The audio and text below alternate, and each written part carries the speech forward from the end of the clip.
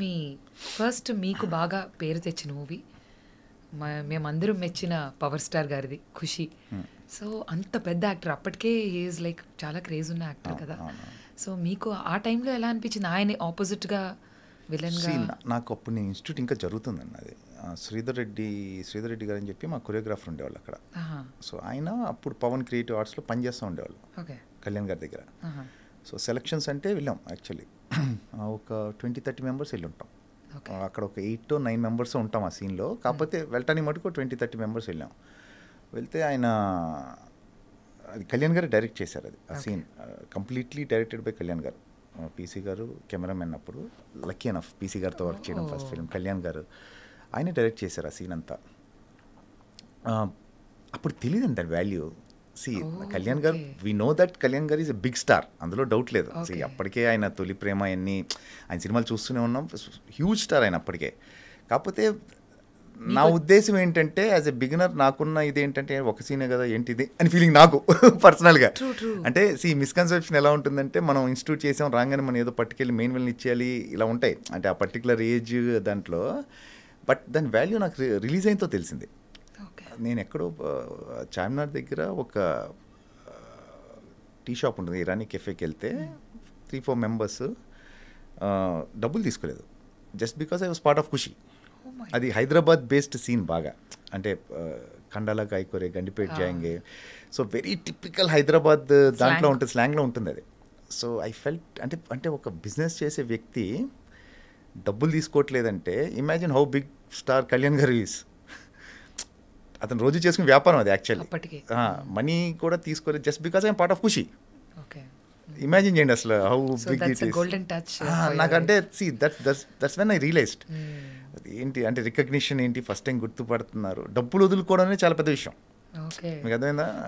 ఏదో మీ సినిమాలు బాగా చేస్తారు లేకపోతే మీరు బాగున్నారు ఆ సినిమాలో, అంతవరకు ఓకే. ఒక బిజినెస్ చేసుకునే వ్యక్తి డబ్బులు వదులుకోవడం అనేది something big just because I'm part of that film. అంతే కదా, గుర్తుపెట్టారు కాబట్టే. So how old were you అప్పుడు అండి?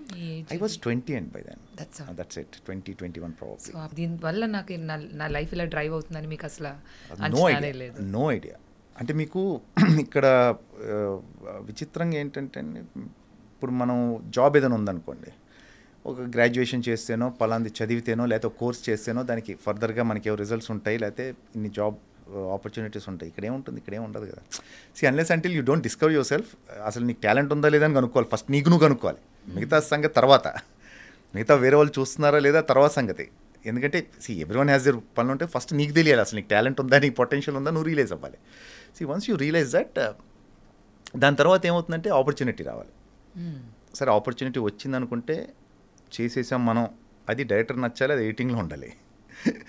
So it has to come, రావాలి మళ్ళీ. నేను ఒక ఫిలిం చేశాను అప్పట్లో, ఒక రాజు ఒక రాణి అని చెప్పి రవితేజ గారి film. This one small sequence bikes ఒకటి ఉంటుంది. యోగి గారు డైరెక్టర్. నేను సత్యం థియేటర్ ఫ్రెండ్స్ని కూడా తీసుకెళ్ళాను. సో సినిమా చూస్తున్నాం, అప్పుడే కొత్త కదా. సో సినిమా చూస్తున్నాం, అందరిని పట్టుకెళ్ళి కూర్చొని నా సీన్ కోసం వెయిట్ చేస్తాను. ఇట్ నెవర్ కేమ్, ఎడిట్లో పోయింది. Then I realized, it's not that మనం చేస్తే కాదు. There are so many things after that. అది ఎడిట్లో ఉండాలి, తర్వాత మనకి అంటే నెంబర్ ఆఫ్ థింగ్స్ కలిస్తే కానీ ఒక యాక్టర్ పేరు రాదు. So fortunate enough part of good films, work with good directors. So అన్నీ కలిసి రావాలి, చాలా కలిసి రావాలి.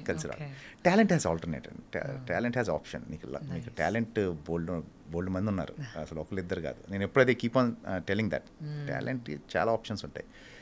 Your relations, your behaviour, your attitude means a lot. అంతే. గ్రేట్. అయితే మీరు చెప్పిన మాట అయితే అన్నిట్లో వర్తిస్తుందని. ఎవ్రీవేర్. ప్రొఫెషన్ మైట్ బి అటు ఇటు డిఫరెంట్ ఉండొచ్చు కానీ it's all the same. So మీలాగా ఇప్పుడు మీ గురించి మేము విన్నది ఏంటంటే, ఇప్పుడు చదువు మధ్యలో స్టాప్ చేసి కూడా మీరు హైదరాబాద్ వచ్చేసారు అకస్మాత్తుగా. ఆ తర్వాత మీరు రియలైజ్ అయ్యారు something very uncertain usually. So చాలా మంది పిల్లలు they love to be a part of Indian cinema. Especially మన తెలుగు వాళ్ళు కూడా చాలా మంది అబ్బాయిలు అమ్మాయిలు ఉంటూ ఉంటారు. వాళ్ళు కూడా స్టడీ స్టాప్ చేస్తూ ఉంటారు, బ్రేక్ ఇస్తూ ఉంటారు, ఆడిషన్స్కి వస్తూ ఉంటారు. సో వాళ్ళందరికీ మీరు ఇచ్చే మెసేజ్ ఏంటి?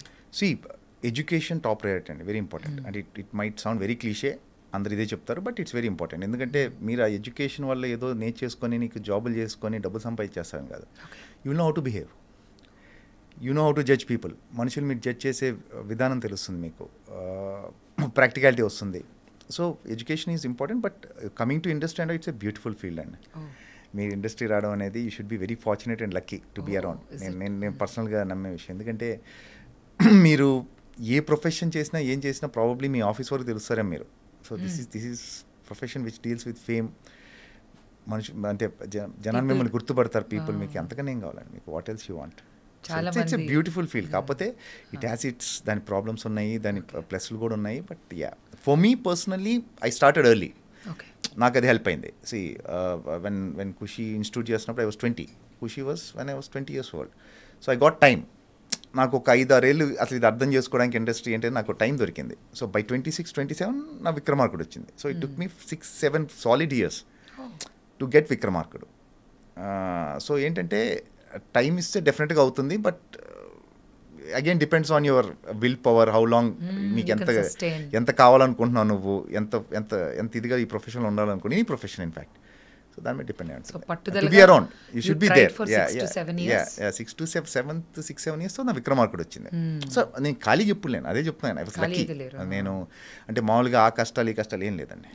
I want to be very honest and open. నాకు ఖుషి అయిపోయింది. ఖుషి అవ్వగానే ఒక్కడు వర్షం, వరుసగా నాకు సినిమాలు ఏదోటి అంటే నా రోల్స్ పెద్దగా చిన్న పక్కన పెట్టేస్తే నేను వర్క్ చేస్తూనే ఉన్నాను కంటిన్యూస్గా.